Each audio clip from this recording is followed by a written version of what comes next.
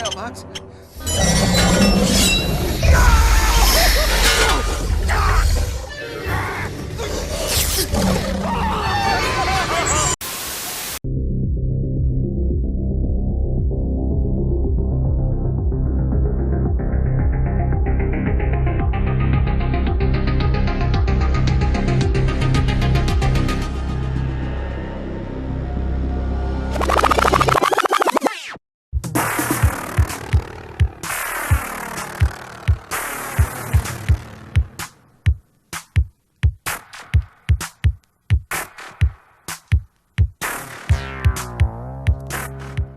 Welcome back to the Vortex, the video Vortex. I'm Josh, and I'm joined here with Professor Smoke. What's up?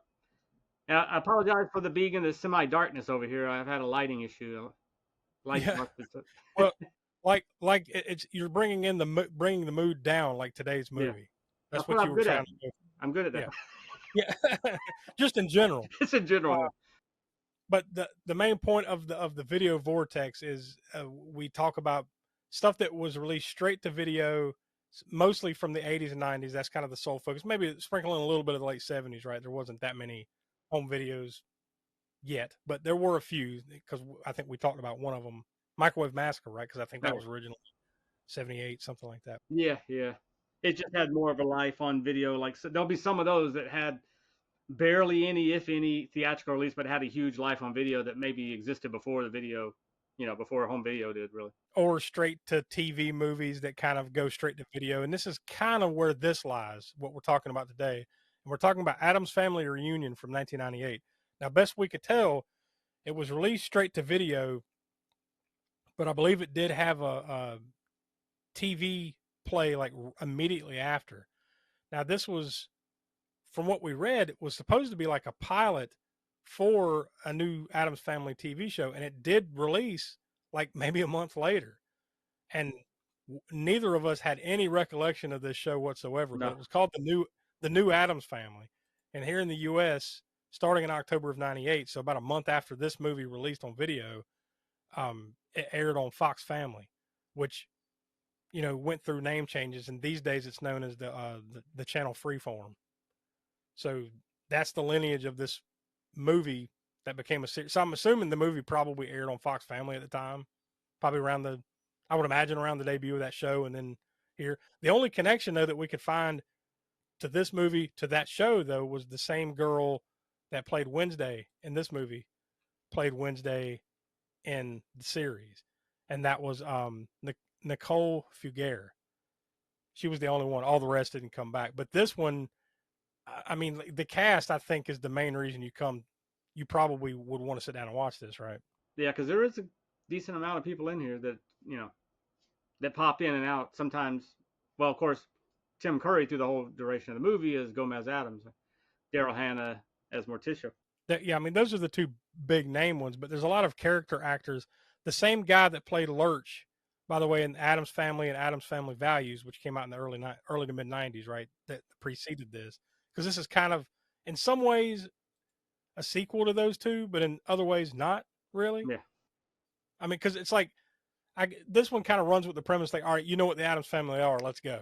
Yeah. It doesn't really tie too much, if anything, into the other movies. Right? But the only actor from those two movies is the guy that played Lurch, and that was Carol Strucken, I think is how you say his name. Otherwise, no connection at all. But like you said, Tim Curry, Daryl Hannah, but you also have Jerry Messing as Pugsley. Patrick Thomas plays Uncle Fester in this one. Now, remember, Christopher Lloyd was Uncle Fester. Yeah, it's hard to follow Christopher Lloyd. Yeah, of course. Yeah, but that's the other thing too, is he doesn't play Uncle Fester like Christopher Lloyd did. He plays it more like the original series. Yeah, which is almost like a cartoonish kind of character, right? I mean, his voice reminds me of a cartoon character voice in this movie. It's almost like it's like a weirdo. I've always thought of Uncle Fester as like a weirdo Curly from the Three Stooges. Yeah, very much. At least like the way Jackie Coogan played it back in the old series, and then this dude plays it in this one. But it's like any other iteration of Addams Family, right? Is the different actors bring a slightly different flavor to the character every time they do it, right? Yeah. At least you don't have anybody too much like aping off of anybody that came before. They kind of do their own thing with it.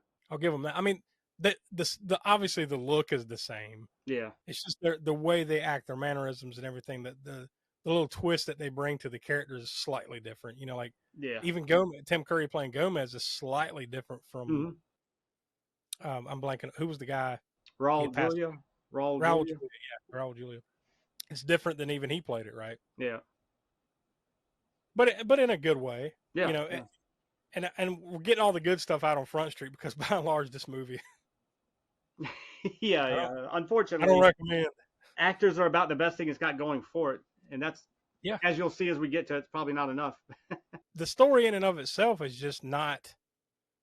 I don't know. It just felt like a bloated episode, a random episode of Addams Family, really. Yeah, and which makes sense, I guess, knowing now that it's, because I didn't know this going into it. I didn't really look up the information on it before I watched it, that it was a pilot, or it was intended to be a pilot for a TV series. Just the timing of all that's weird. Like, because when we were looking at it, it's like, oh, this came out on video September of '98, and then a new series started in October of '98. So it's a direct. I wouldn't even call it a pilot, really, because that's too fast, right? Like, there's no proof of concept or anything. It's just Yeah, like, yeah, let's just do it. yeah. And that company, I think you say it's Saban. It's Saban. That they made a ton of like family movies and family TV series in the late '90s, early 2000s. They're the ones that were behind this. So, and it's definitely the family. I mean, Addams Family always kind of is, right? Addams Family in general is always, to me, it's been like just on the edge of. It's weird family stuff. You know what I mean? Like it's not gory. It's not. It might be gross at most. Never too over the top where you can't just sit there with your kids and watch it. That's always been the thing about the Addams Family, and this carries that on. I think the other thing that really hurts this one too is that it feels like it has like a TV show budget. Like, Yeah, definitely. like the special effects and everything, it just looks like some crappy TV from the late '90s, right? Yeah, like I mean, granted, it's '98, so the digital effects were never going to be great as you would expect them to be now. But even for that time period, they were pretty. And there wasn't that there was a ton of them either, but the ones that were in there were pretty bad. Yeah, the biggest ones being the hand, the Yeah, thing, yeah, or thing, right? Like it looks bad. It doesn't look nearly as good as the first two no, movies. It literally looks like they just took a dude's hand and then like cropped him out because it's like a flat line, as yeah, it's running. But it looks even worse than I'm describing it. I mean, it looks bad. Uh, when they show the house and stuff outside too, and there's lightning, how Addams Family, it's like they always have a thunderstorm over just their yeah. house. The gloomy ambience or whatever. Yeah, Yeah. It's like even that looked horrible. You could tell it's just yeah. computer animated lightning. It just looked bad. I mean, they're going backwards. Like it looked better. I mean, granted, it was black and white, and so you can kind of hide some things, but still, it looked better in the Oh yeah, '60s than this one did, by as far. far as the budget for whatever they had, or the way, or the design, the people, the craftsmen, the tech people behind the scenes, they could do better things with it in the '60s than they did with this one. Oh, and that Chihuahua that Uncle Fester made into like a monster on cue. Yeah. Yeah. Like, oh, you had to say what you're a good boy or something like that, and then the little Chihuahua would turn into like I don't even know what kind of like little monster mutt. Look like some like CGI reject from The Mask. That Jim Carrey. It was bad, just horrible looking. Now that also the jokes in this one were, I mean, hardly any of them really hit. I mean, there's some that kind of laugh a little bit or whatever, but I mean the level of some of them were just like Spots that was their monster dog they had, you know, in the staircase in the original one, right, and stuff. Well, that was the Munsters, right? No, was that the Monsters? Was it? Yeah, yeah. Well, because in this one they say something about Spot, but there's a joke about a spot on a glass.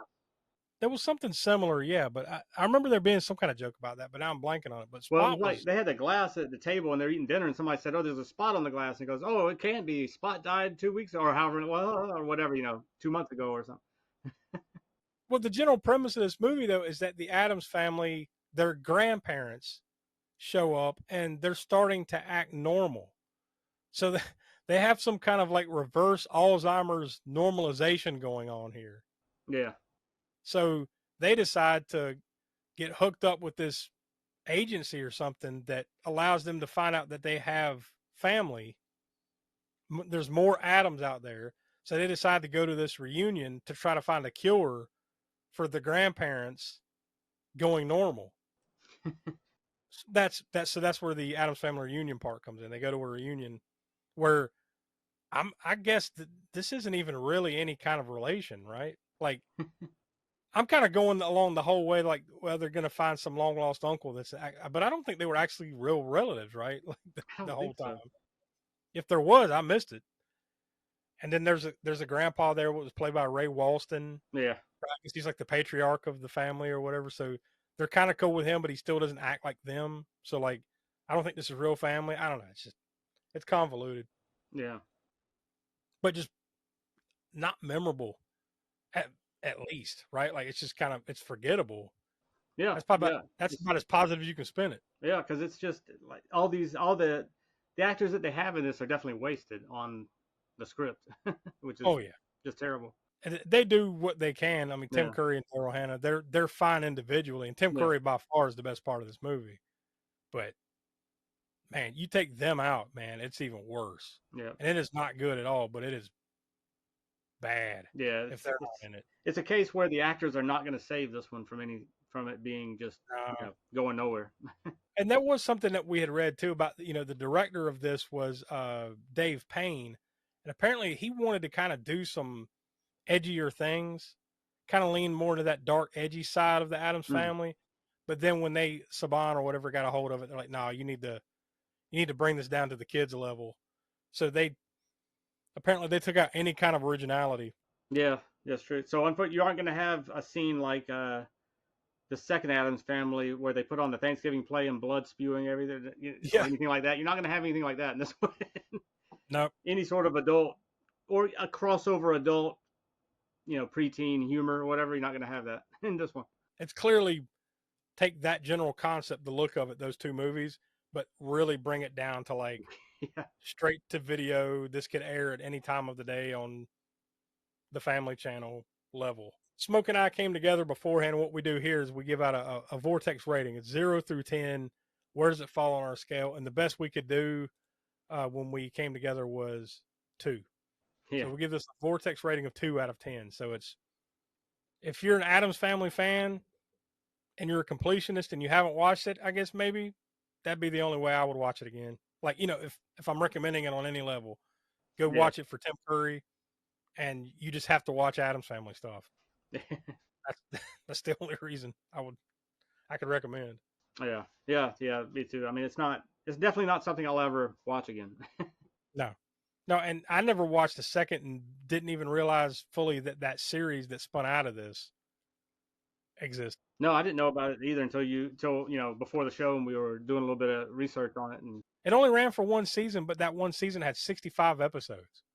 So now I'm assuming that's a syndication thing or something, but yeah, because you had to have so many episodes, right, to get into syndication. Yeah, I think whatever the cutoff was. There's a magic number, so I'm assuming that's why. But it only aired for that one season, and it basically about a full year from October of '98 to sometime in '99, and then that was it. So, any big fans of that, go comment below or whatever. Let us know if that's worth looking up. But I doubt it. Based on this movie, it can only go down. Yeah. From this is not good. So yeah, no. I don't know if I want to spend any time watching that for sure. No, definitely not. I couldn't do it again. So please, nobody ever choose this for anything else on this show. Yeah. Cold Corner. So, next month, we're taking a deep dive into Addams Family Reunion on the podcast. Speaking of that syndication thing, when we were talking about that, mentioning that, there's probably a lot, but two shows that I know that never got into syndication because they didn't have enough episodes, and it's a shame nobody really remembers them. I guess now. I mean, other than fans, Street Hawk and The Master. The Master was that ninja series that Sho Kosugi was in as a bad guy, ninja in that one or whatever, and Lee Van Cleef was in it. I think there was like maybe, I don't know, I can't remember exactly, maybe 13 or less, 12, 13 episodes. Same thing with Street Hawk. And I think now, back then it was syndication. Like if you didn't hit a certain number, you're not going to see it. It just airs once, and that's probably it. So unless now it's a thing of lineage. Like what big mega corporation like Amazon or something owns this? Yeah. Who has it to put it on their service? So true. If no big conglomeration wants it on their service, then luckily we have YouTube, so some of those things might be able to be dug up on YouTube or something. Yeah, I'm sure you can Except in the case of well, I don't know, it might be the Master too, but Street Hawk, I've recently looked for some stuff. NBC is, as we know, are are hawks themselves about watching their content on YouTube or whatever, like Saturday Night Live, whatever. Well, Street Hawk was an NBC show, and I don't know that it's that easy to find on YouTube, anyways. The Yeah, Master was also, I believe, NBC. not to go too far off on a tangent on that kind of thing, but it's weird. It's like, why would you lock it down from people being able to see this random show, like 30, 40 years I know, later, yeah. but not put it on your own service? Like, okay, if you won't let me watch it on YouTube, put it Maybe on they do Peacock. now maybe they do, because I haven't looked on NBC. Maybe they got Street Hawk and Master on there. That'd be great, but I haven't. Maybe, yeah. If so, same thing. Comment down below. Let us know if you know where to find it. Let us know. Definitely in the case of those two, if you know where to find it, specifically let the professor know. Yeah, there you go. I know that there was a limited, I know we're going off a tangent, but I think we said all there is to say about the damn Addams Family Reunion. I should tell you, like, we'd rather have a talk about Street Hawk or whatever than Yeah. Addams Family Reunion. I should tell you all you need to know. Yeah. We'll leave it there. We'll leave it there for now. Next month here on the Vortex, hopefully onward and upward. We've decided to go with Shock 'Em Dead from 1991, a straight to video horror flick, right? So, Yep. This should be an interesting one next month. It's got to be. Oh yeah. It'll 1,000 times better than what we just watched. Yeah, it might not be better in terms of budget and that type of, but as far as in so bad it's good quality. Yeah, entertainment value. Entertainment value, but much higher. Yeah. Yeah, well, there you go. So yeah, that's it for this month. Stick around here on the YouTube channel. Go check out Grindhouse Gutter series and also Hammer Horror and Order series. Go check out our website, aaspookshow.com. And of course, we have the flagship show is the All American Spook Show podcast, which comes out right here on the YouTube channel, but also wherever you get your podcast every Monday at 6 p.m. East, new episodes of the All American Spook Show. So go check those out, and thanks for watching.